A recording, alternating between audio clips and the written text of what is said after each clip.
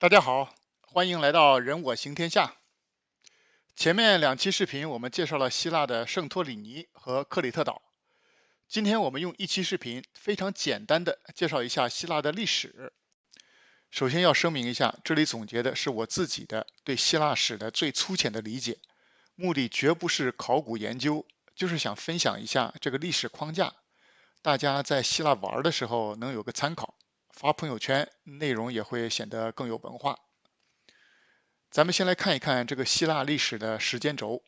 从新石器时代开始到现在独立的希腊，一共有超过6000年的有记录的历史，确实是历史悠久。咱们就从新石器时代开始说起吧。在雅典的希腊国家考古博物馆里，希腊历史是从一尊很土、很粗糙的新石器时代的粘土雕像开始讲的。这个新石器时代，顾名思义，就是在石器时代的晚期了。这个时候，咱们老祖宗们已经进步了，不像原来旧石器时代只知道光着屁股摘果子，围个皮裙追野兽。他们开始用一些高级点的石头工具，也开始琢磨着种点东西，养点家畜了。希腊的这尊雕像，人们管它叫思想者，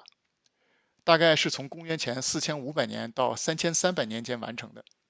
做工嘛，是真的很糙，但是它还是很有意义的。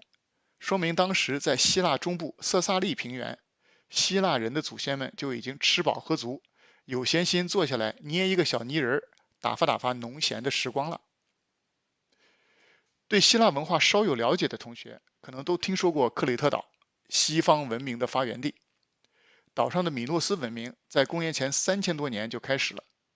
比大家知道的希腊历史故事都早很多年。有兴趣的同学可以看那个克里特岛的视频。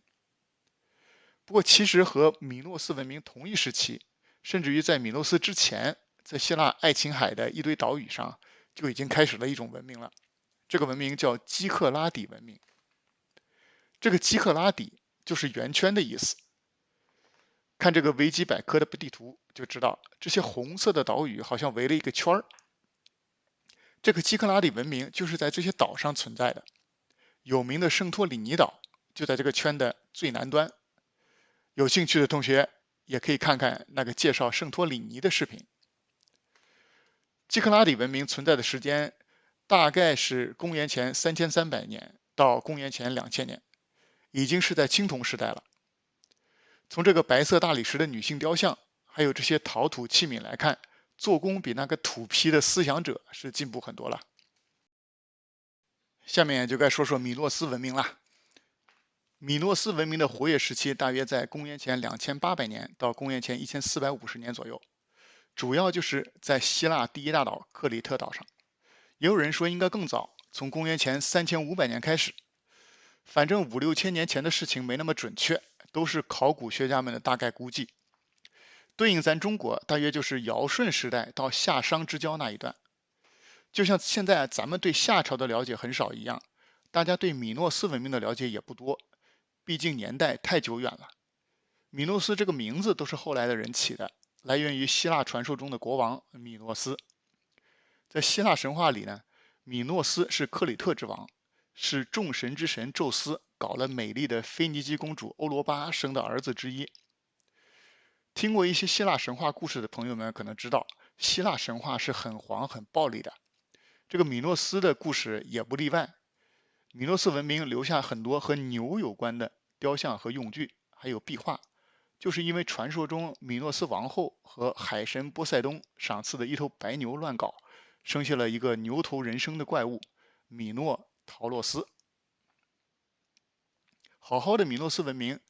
到了公元前1450年左右就没了，一个很大的可能是那一年圣托里尼岛的火山大爆发引起的海啸淹没了克里特岛。不过也有人说是希腊本土过来的人马灭了米诺斯。反正现在留下的就是一些遗迹。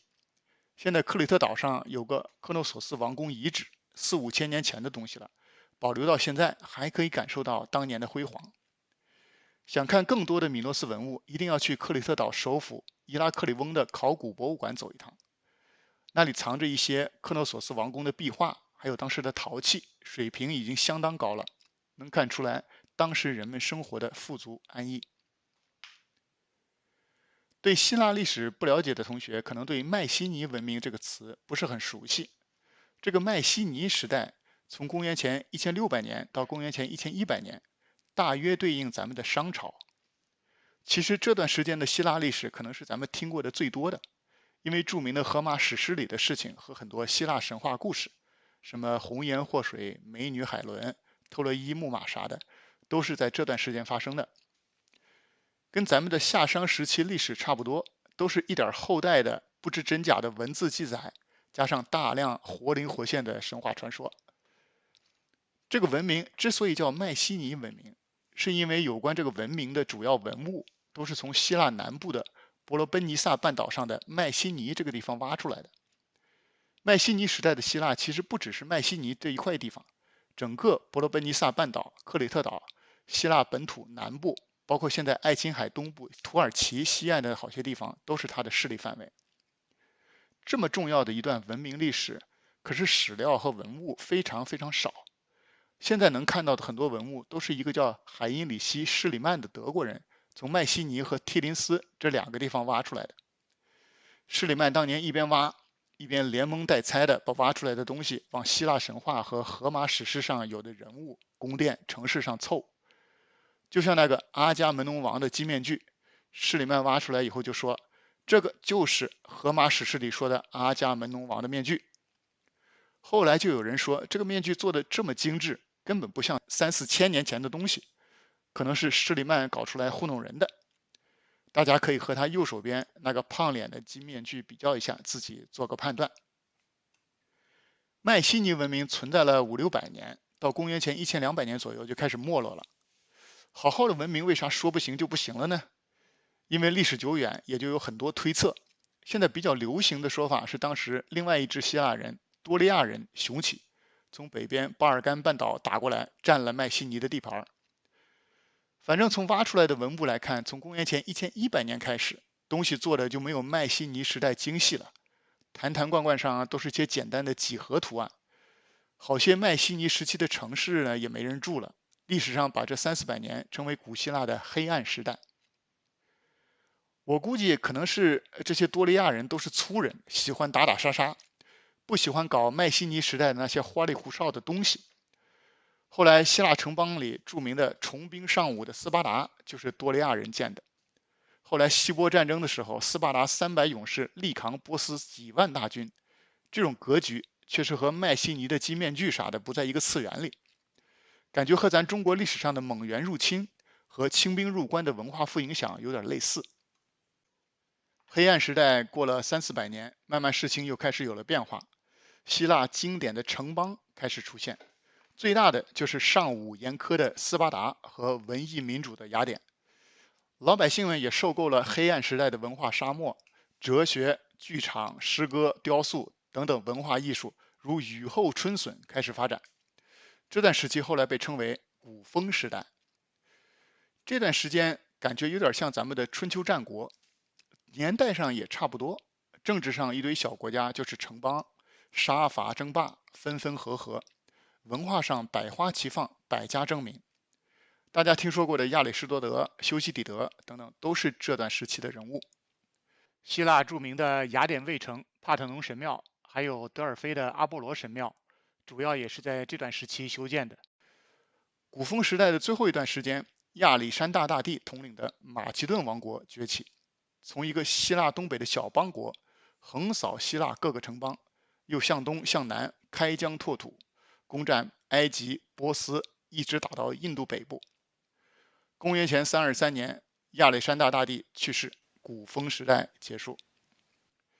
亚历山大大帝走是走了，但他在欧亚大陆上一通折腾，所到之处都受到了希腊文化的影响。他人一死，他手下几员大将立马分了他的帝国，但分出来的这些个国家呢，还都是带希腊味儿的，所以历史上把这段时期叫做希腊化时期。希腊化时期不长，就100多年，几个分出来的国家之间打打杀杀，最后都扛不住罗马大军。公元前168年，罗马灭了马其顿。公元前146年，整个希腊地区正式归了罗马，希腊进入罗马时期。希腊化时期的希腊其实兵荒马乱的，所以罗马统一了希腊也不一定是坏事。况且罗马人还让希腊人自己管自己，对希腊的文化，罗马人也早就敬仰的滔滔江水。后来罗马帝国地盘越来越大，管起来太不容易，就试着把帝国分成东西两部分，一边一个皇帝。希腊就在东边这部分的核心区。当然，这个希腊的概念比现在希腊要大，是绕着地中海东部沿岸一大片，包括了现在的土耳其大部分、巴尔干半岛南部、保加利亚一大部分，有时候还有埃及北部。公元330年，牛叉大帝君士坦丁在古希腊城市拜占庭建立了君士坦丁堡，就是现在的土耳其大城伊斯坦布尔。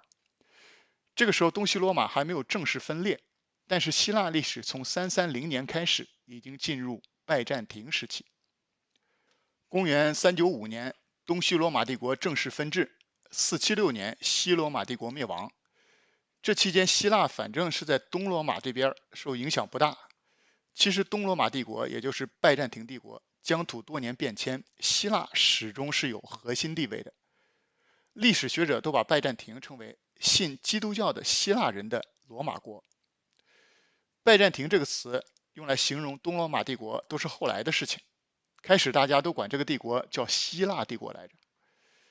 埃及、巴勒斯坦及叙利亚这些地方后来是被阿拉伯人撬走了的，但希腊和土耳其西部这块地方始终是拜占庭的地盘。